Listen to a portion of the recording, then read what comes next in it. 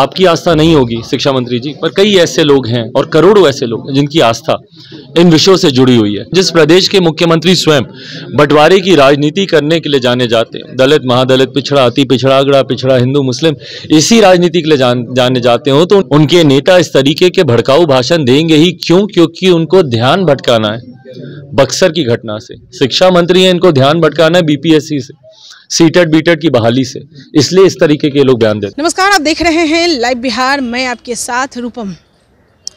बिहार के राजनीतिक माहौल में हमेशा कुछ न कुछ होता ही रहा है। कुछ ऐसी बातें आ जाती है सामने कि लोग यह सोचने लगते हैं कि आखिर हो क्या रहा है। अभी अभी आप सुन ही रहे थे कि कैसे 14 तारीख के बाद कहा जा रहा था कि खरमास के बाद बहुत कुछ बदलाव आएगा। हर कोई यही सोच रहा था कि खरमास के बाद बदलाव आने वाला है, क्या कुछ बदलाव आने वाला है। उसकी बीच इस तरह के बयान आप सुन ही रहे हैं कि हमारे राज्य के शिक्षा मंत्री जो कि रामचरितमानस पे जो बयान वो दे रहे हैं कि यह नफरत फैलाने वाली ग्रंथ है, और कब बयान दिए, किस स्थिति में बयान दिए, कहाँ पर बयान दिए, ये ज़्यादा मायने रखता है। चलिए हम इसी विषय पे बात करने के लिए चिराग पासवान के पास पहुँचे, उनसे सवाल किया। आपने देखा ही कि कैसे वो कल आए हैं, पटना आए, और हमने उनसे इसी मुद्दे पर सवाल किए कि आखिर शिक्षा मंत्री, राज्य के शिक्षा मंत्री इस तरह से बयान दे रहे हैं, आप इसको किस तरह से देख रहे हैं?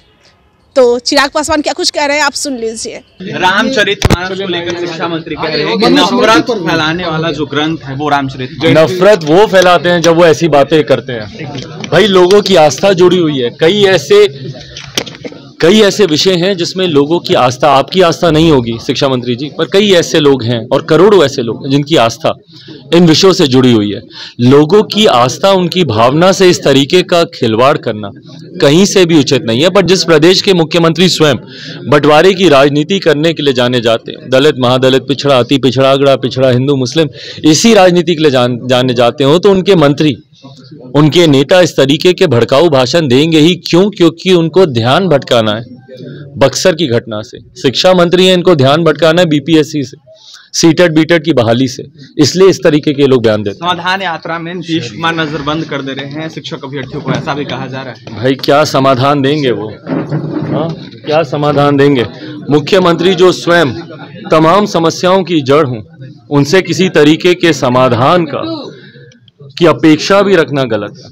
आज स्वामी विवेकानंद जी का आज युवा दिवस के तौर पर इस दिन को मनाया जाता है, और ऐसे में बिहार के युवाओं के हालात देख लीजिए। ऐसा प्रदेश जहां पे युवाओं के ऊपर लाठियां चलती हो, ऐसे में मुख्यमंत्री समाधान देंगे, ये अपेक्षा रखना भी गलत है। तो आपने सुना कि सीधे तौर पे चिराग पासवान आरजेडी पर निशाना कसते हुए वो कह रहे हैं कि जो मुद्दा है, प्रेजेंट में जो मुद्दा है, अभ्यर्थियों का जो मुद्दा है, जो बीएसएससी का जो मुद्दा है, आपने देखा ही था कि लगातार बीएसएससी के अभ्यर्थियों के लिए मांगे हो रही थी, और फिर उन पे लाठी डंडे बरसाए गए, फिर वो लोग घर चले गए।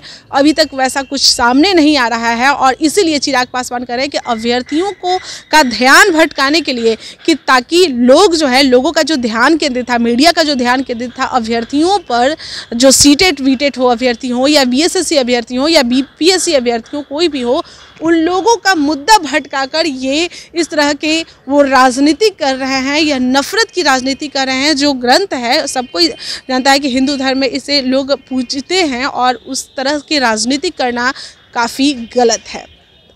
चलिए, फिलहाल के लिए बने रहें आप लाइव बिहार के साथ। धन्यवाद। लाइव बिहार यूट्यूब पर सब्सक्राइब और फेसबुक पर लाइक जरूर करें।